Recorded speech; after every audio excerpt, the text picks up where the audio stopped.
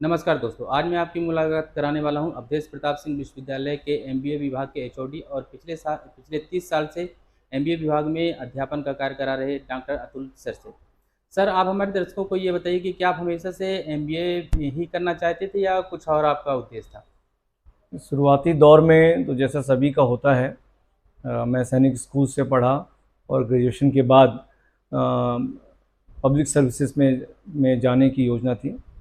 लेकिन सामान्य वर्ग का होने के नाते एक दिमाग में एक डर का भाव भी था कि पब्लिक पीएससी में हुआ नहीं हुआ, यूपीएससी में हुआ नहीं हुआ, तो जॉब की सेफ्टी भी रहनी चाहिए। तो मैंने उस समय फिर तैयारी करते करते एमबीए भी किया, और वक्त के साथ जब मैंने एमबीए किया उसके बाद टीचिंग में ज्वाइन किया, उसके साथ भी थोड़ा सा तैयारी किया। लेकिन मैं इसी में ज़्यादा इन्वॉल्व होता चला गया और मुझे अच्छा भी लगने लगा, और इसी तरह से मैं टीचिंग प्रोफेशन में आ गया। सर, आप ये टीचिंग प्रोफेशन में आप कब आए थे? टीचिंग प्रोफेशन में मैं 1993 में आ गया था। तो सर, जब आप पढ़ाई करते थे और आपकी पढ़ाई, दोनों पढ़ाई में क्या अंतर आप देखते हैं? तब किस प्रकार की चुनौतियाँ आपके सामने आई? जिस समय हम लोग पढ़ाई करते थे, जैसे विश्वविद्यालय में एमबीए का पाठ्यक्रम शुरू हुआ 1988 में। प्रोफेसर वीसी सिन्हा थे इसके संस्थापक, जो प्रमुख रूप से अर्थशास्त्र के प्रोफेसर थे, लेकिन उनको इन विषयों की, कॉमर्स की, मैनेजमेंट की, इन सब की अच्छी समझ थी और देश विदेश में अच्छा संपर्क था। तो उन्हें मालूम था कि आने वाला समय मैनेजमेंट के पाठ्यक्रमों का है, एमबीए की डिग्री का है, तो उन्होंने इस पाठ्यक्रम को शुरू किया। तो शुरुआत में तो संसाधन बहुत सीमित रहते हैं। व्यावसायिक अर्थशास्त्र विभाग था, उसमें उसी के 2 कमरों में हमारी कक्षाएं लगती थी। बहुत मिनिमम सुविधाएं थी, पुस्तकालय में भी बहुत थोड़ी सी पुस्तकें थी। टीचर्स भी बहुत कम थे, सर खुद एक पेपर पढ़ाते थे और कुछ टीचर्स बाहर से आते थे। और सर का संपर्क अच्छा होने के कारण हमारे पूरे देश से विद्वान टीचर्स आते थे, पर हमारे पास इस तरह से नियमित शिक्षक नहीं थे। तो कई बार हम लोग शनिवार को, रविवार को, छुट्टियों के दिन पूरा पूरा दिन बाहर से लोग आते थे, पढ़ाते थे, क्योंकि जो लोग बाहर से आते थे वो किसी और जगह नौकरी में होते थे, तो छुट्टियों के दिन उनको आना आसान पड़ता था। तो ऐसी स्थितियों में हम सब पढ़ते थे, लेकिन पढ़ने लिखने का वातावरण बहुत अच्छा था। भौतिक सुविधाएं जरूर कम थी उस समय, आज बहुत अच्छी भौतिक सुविधाएं हैं, लेकिन उस समय का जो वातावरण था, जो सीखने का वातावरण था, और जो शिक्षक थे बड़े योग्य थे, तो उन चुनौतियों के बीच पढ़ने में भी बहुत अच्छा लगता था। एक बहुत अच्छा वातावरण में हम लोग आगे बढ़ते थे। सर, अब जो बच्चे एमबीए कर रहे हैं अपने रीवा एपीएस जी। से, उनके बारे में आप बताइए कि क्या भविष्य देखते हैं आप इनका? तो अब जो बच्चे एमबीए कर रहे हैं, देखिए अब एमबीए में इन 30 सालों में बड़ा अंतर ये आ गया कि अब लगभग सभी विश्वविद्यालयों में एमबीए का पाठ्यक्रम आ गया। बहुत सारे प्राइवेट इंस्टीट्यूट आ गए। अब मध्य प्रदेश के ही संदर्भ में लेंगे तो मध्य प्रदेश में लगभग 200 मैनेजमेंट इंस्टीट्यूट्स हैं, जी। और एवरेज यदि आप उन 200 मैनेजमेंट इंस्टीट्यूट्स में 100 सीट भी लेते हैं, कईयों में 180 सीट भी है, कुछ में 60 भी है, कुछ में 320 तक भी है, तो आप ये मान के चलिए कि 100 और 200 का गुणा कर लीजिए तो 20,000 बच्चे तो हर साल एमबीए करके मध्य प्रदेश से निकल रहे हैं। ये संख्या इससे अधिक भी हो सकती है। इसी तरह से सभी प्रदेशों से निकल रहे हैं। तो पूरे देश में अब इतने ज़्यादा तादाद में बच्चे एमबीए करके निकल रहे हैं। जो पहले का समय था, बहुत कम बच्चे एमबीए करते थे, तो उनको जो जॉब अपॉर्चुनिटी होती थी, उनकी योग्यता में थोड़ी कमी भी हो तो मिल जाती थी। लेकिन अभी कंपटीशन है, तो अभी केवल एमबीए कर लेने से आपको अच्छी जॉब मिल जाएगी ऐसा नहीं है। आपको अपने विषय को अच्छे से जानना पड़ेगा, अच्छे से पढ़ना पड़ेगा। कॉर्पोरेट सेक्टर के बारे में भी आपको अच्छी नॉलेज होनी चाहिए। कई अच्छे अच्छे संस्थाओं में आप जाते हैं तो रिटन एग्ज़ाम भी होता है, और स्क्रीनिंग भी होती है, इंटरव्यू भी होता है, ग्रुप डिस्कशन भी होता है। हमारे यहाँ भी कैंपस इंटरव्यू होते हैं, जैसे अब प्रिज्म सीमेंट हमारे यहाँ कैंपस इंटरव्यू में आई थी, केजीएस सीमेंट अभी आई थी, इसके पहले महिंद्रा फाइनेंस, और कई कंपनीज इस तरह से आ चुकी हैं, ईटीवी आ चुकी है, कई कंपनीज आ चुकी हैं। तो जो कंपटीशन में अच्छा करेगा, जो तैयारी के साथ रहेगा, उसको अच्छा पैकेज मिलेगा। जॉब तो देखिए आज भी सभी बच्चों को मिलती है, हमारे यहाँ से जो भी बच्चे निकलते हैं सबको जॉब मिल जाती है। मुद्दा ये है कि आपको ज़्यादा अच्छी जॉब मिले, ज़्यादा अच्छी सैलरी का पैकेज मिले, आपकी ग्रोथ अच्छी हो। तो जो मेहनत करता है वो ज़्यादा अच्छी शुरुआत करता है, और जो शुरुआत में मेहनत नहीं करता, फिर बाद में उसको कड़ी मेहनत करनी पड़ती, तो उसका ज़्यादा समय इधर खर्च हो जाता है। थोड़े से बच्चे ऐसे भी रहते हैं जो पढ़ाई के दौरान उन 2 सालों में उतने सीरियस नहीं रहते। हम लोग हालांकि अटेंडेंस पे भी काफ़ी स्ट्रिक्ट रहते हैं, पर थोड़े बच्चे निकल ही आते हैं जो किसी कारणवश नहीं आते हैं, उनका पुराना जो भी बैकग्राउंड ऐसा रहता है। तो जब वो पढ़ के निकलते हैं तो फिर उनको कठिनाई होती है अच्छी नौकरी पाने में। फिर उनके मन में सवाल आता है कि हमने रीवा से क्यों कर लिया। आप कहीं से भी करिए, यहाँ भी बहुत अच्छी सुविधाएं हैं, बहुत अच्छा वातावरण है, बहुत अच्छे शिक्षक हैं, आप कभी आकर के देखिए, लेकिन बच्चे को अपने हिस्से की मेहनत तो करनी पड़ेगी। अच्छा सर, अपने रीवा के बच्चे बहुत सारे ऐसे हैं जिनको हम भी जानते हैं कि बहुत अच्छे टॉप में हैं, लाखों के पैकेज पा रहे हैं, लेकिन कुछ बच्चे ऐसे हैं जो कि काफ़ी संघर्ष अभी भी कर रहे हैं। आप कारण क्या मानते हैं? देखिए, यहाँ से निकले हुए बच्चे कम से कम 100 से अधिक लोगों को मैं जानता हूँ, जो राष्ट्रीय स्तर पर या अंतर्राष्ट्रीय स्तर पे बहुत अच्छी पोजीशन पे जी हैं। सर, जी बिल्कुल। अभी कुछ दिनों पहले मैंने एक इंडक्शन का कार्यक्रम हमारे विश्वविद्यालय में हम लोगों ने किया था, तो आशीष कुमार आए थे जो अरविंद मिल्स के सीईओ हैं और प्रेसिडेंट भी हैं, जो 66 देशों में ऑपरेट कर रही है वो कंपनी, मल्टीनेशनल कंपनी इंडियन है, उसको वो हेड कर रहे हैं। तो अपने यहाँ के ही बच्चे? अपने यहाँ के ही छात्र हैं। एक मलेशिया में है संदीप सिंह, वो भी अभी ज्वाइन किए थे वहाँ वहीं, उनने भी सेशन लिया। तो इस तरह से बहुत अच्छी पोजीशंस में हैं जो लोग बहुत अच्छा कर रहे हैं। और जैसे आप कह रहे हैं कुछ ऐसे हैं जो उतना अच्छा नहीं कर पाए हैं, तो क्योंकि इसमें मैनेजमेंट ऐसा पाठ्यक्रम है जो पर्सनैलिटी डेवलपमेंट का पाठ्यक्रम है। इसमें प्रैक्टिकल आस्पेक्ट बहुत इंपॉर्टेंट है। थ्योरेटिकल नॉलेज बस पर्याप्त नहीं है। जब आप वास्तविक जीवन में जाते हैं, रियल वर्ल्ड में जाते हैं, कॉर्पोरेट वर्ल्ड में जाते हैं, तो वहाँ की प्रॉब्लम्स को आप कैसे सॉल्व कर सकते हैं, आपकी बेसिक इंस्टिंक्ट कितनी अच्छी है, आपका व्यक्तित्व कैसा है, इन चीज़ों को हैंडल करने में आप कितने अच्छे हैं, कितने स्मार्ट हैं, ये चीज़ें भी महत्वपूर्ण होती हैं। और जो लोग इनमें आगे निकल जाते हैं वो अच्छा करते हैं, और कुछ लोग उतना अच्छा नहीं कर पाते हैं कंपैरेटिवली। और ये तो सभी चीज़ों में, आप किसी भी प्रोफेशन में होंगे, कोई इंजीनियर भी हो, कोई डॉक्टर भी हो, तो सब उतने ही अच्छे डॉक्टर या उतने अच्छे इंजीनियर नहीं बनते। जी। अच्छा सर, आप संस्थान बच्चों के इम्प्रूव में संस्थान का क्या महत्व मानते हैं? जैसे अपने रीवा हो गया, आईआईएम वगैरह भी है, वहाँ भी अधिकतर बच्चे प्रयास यही करते हैं कि वहीं हो। जी, आप संस्थान का क्या योगदान मानते हैं? देखिए जो बड़ा फ़र्क है, आईआईएम जो राष्ट्रीय स्तर के संस्थान हैं, उनके पास संसाधनों की कोई कमी नहीं है। केंद्र सरकार से उनको काफ़ी धनराशि मिलती है, तो सब तरह की सुविधाएं हैं, अच्छे से अच्छे क्लासरूम्स, लाइब्रेरीज, कंप्यूटर लैब, जो फैसिलिटी चाहिए उनके यहाँ। नियमित प्रोफेसरों की संख्या बहुत ज़्यादा है, जो कि उनको जो योग्य लोग रहते हैं देश भर के। इसी तरह से जो छात्र ऐसी संस्थाओं में जाते हैं वो भी राष्ट्रीय स्तर की प्रतियोगिताओं के पास करके जाते हैं, तो जो टैलेंट भी वहाँ पहुँचता है वो भी योग्य बच्चों का होता है, और फैसिलिटीज़ भी बहुत अच्छी रहती है। उस दृष्टि से तो वो ज़्यादा अच्छा करते हैं। पर आपको सुन के खुशी होगी कि हमारे यहाँ के कई छात्र ऐसे हैं जो अपने समय के आईएम से पढ़े छात्रों से भी अच्छा कर रहे हैं जीवन में। जी। एक संदीप दुबे नाम के छात्र हैं जो यहाँ से पढ़े हैं, मेरे स्टूडेंट रहे हैं, सीमेंट अंबुजा में मुंबई में है वाइस प्रेसिडेंट।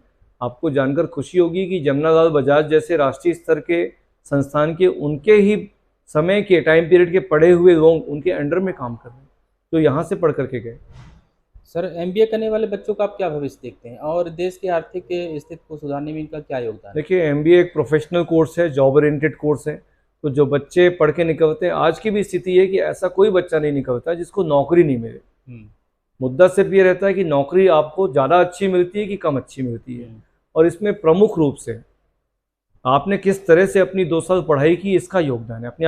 आपने अपनी तैयारी कैसी की, आपने कैसे समझा कि जिस क्षेत्र को आप चुनने जा रहे हैं उसमें आपके अंदर क्या योग्यता होनी चाहिए। सामान्य रूप से मैंने देखा है जो बच्चे नियमित आते हैं, नियमित पढ़ाई करते हैं, सिंसियर रहते हैं, वो ज़रूर ऊंचाइयों तक पहुंचते हैं। थोड़ा सा वक्त लग सकता है लेकिन वो पहुंचते ही। अब मेरे को 30 वर्ष हो गया, बहुत बच्चे यहाँ से निकल गए, 4000 छात्र निकल गए एमबीए बीबीए करके।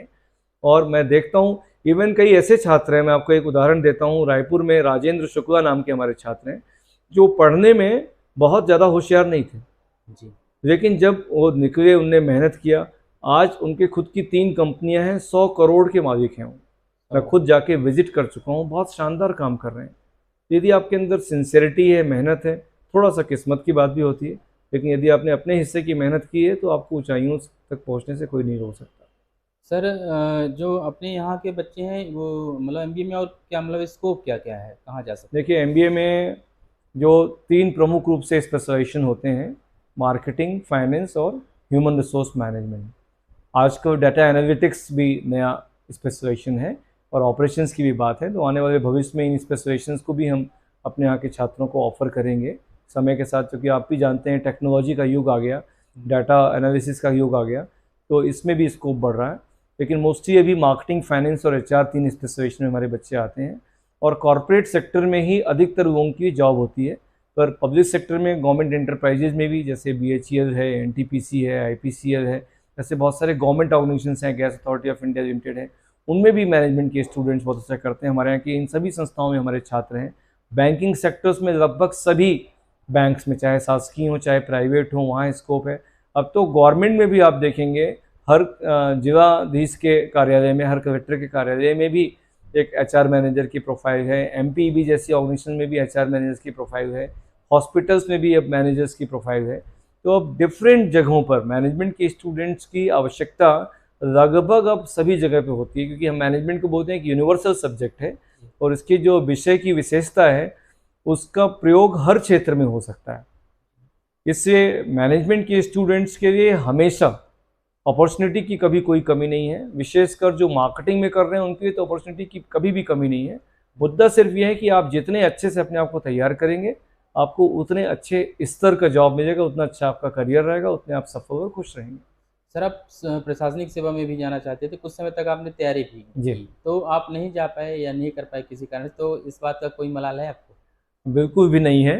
जी। और मुझे ऐसा लगता है कि ईश्वर सबकी कुछ ना कुछ डेस्टिनी लिखता है और संभवतः ईश्वर ने मेरे लिए टीचिंग प्रोफेशन ही लिखा था।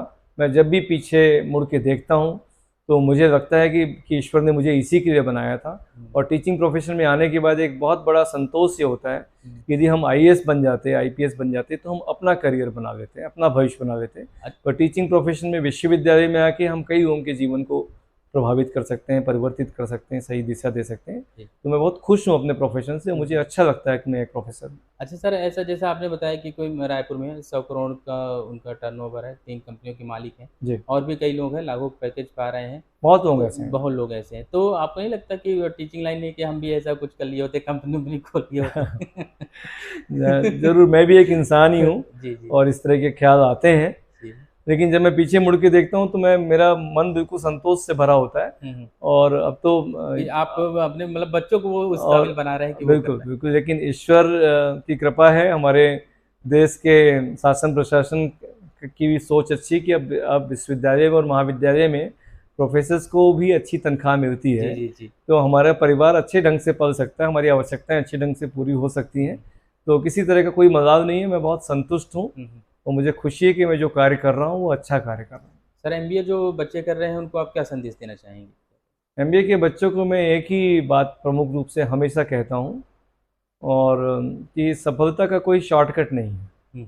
मेहनत तो आप करेंगे तो मेहनत कभी भी आपकी वेस्ट नहीं होती। थोड़ा देर लग सकती है कभी कभी आपको सफलता पाने में, लेकिन सफलता मिलती है, ये 100% श्योर है। मैं अपने प्रैक्टिकल अनुभव से कह सकता हूँ, जो मैंने 30 वर्षों में लोगों को देखा है। और यदि आप मेहनत में कमी करेंगे तो आप स्वयं जानते हैं कि आपने कमी की है, तो फिर कैसे आप बड़ी अपेक्षा कर सकते हैं। जी सर, बिल्कुल। अच्छा सर, जैसे आपने एमबीए भी किया, आप पढ़ा भी रहे हैं, तो आप कुछ ऐसा कुछ बदलाव करना चाहें एकेडमिक फील्ड में या पढ़ाई में या किसी में, कुछ ऐसा आपको बदलाव करने का मौका मिले तो आप क्या बदलना चाहें? एकेडमिक फील्ड में देखिए जैसे कि शिक्षकों की भी काफ़ी कमी है, कुछ और भी सबसे कमी है। महत्वपूर्ण बात जो एकेडमिक फील्ड में है, नियमित शिक्षकों की नियुक्तियां होनी चाहिए पर्याप्त संख्या में। क्योंकि आप देख रहे होंगे, विशेषकर यदि मध्य प्रदेश के संदर्भ में कहूँ मैं, तो विश्वविद्यालय में तो और भी यदि देखा जाए तो शैक्षणिक दायित्व काफ़ी हद तक अतिथि विद्वानों के कंधे पर है।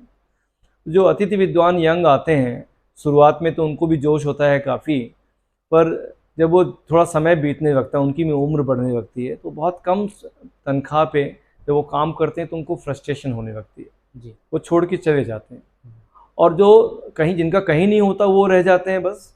तो दोनों ही दृष्टि से गड़बड़ है। हमारे पास से अच्छे लोग भी चले जाते हैं, और जो अच्छे लोग यदि वो रुक गए तो वो फ्रस्ट्रेट होते हैं कि उनको बहुत कम तनख्वाह मिल रही है।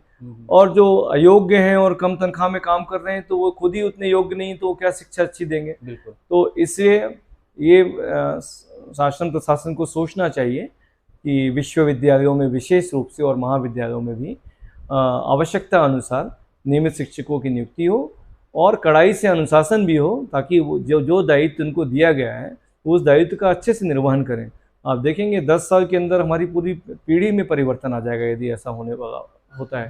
क्योंकि भवन तो बहुत बन जा रहे हैं, भौतिक सुविधाएं बहुत बन जा रही हैं, पर जो उसकी आत्मा है उस भवन की, जो शिक्षक चाहिए, जो मानवीय पक्ष है, उस पर संभवतः हमारे सरकारों का उतना ध्यान नहीं है। यदि वो अपने संसाधनों को इस दृष्टि से परिवर्तित करेंगे तो आने वाले 10 वर्षों में आप देखेंगे एक बड़ा परिवर्तन आएगा। और अब आप देख रहे होंगे कि हमारा भारत अंतर्राष्ट्रीय स्तर पे भी बहुत अच्छा कर रहा है। जी बिल्कुल। और अंतर्राष्ट्रीय स्तर पे भी देश को लगातार अच्छा करने के लिए सबसे अच्छी बात हमारी बौद्धिक क्षमता ही होती है। भारत का जो दिमाग है वो बहुत अच्छा है, लेकिन यदि शैक्षणिक वातावरण अच्छा होगा, शैक्षणिक गुणवत्ता आएगी, तो ये युवा सिर्फ भारत को ही नहीं पूरे विश्व को दिशा देने की क्षमता रखते हैं। जी सर, धन्यवाद सर। नमस्कार।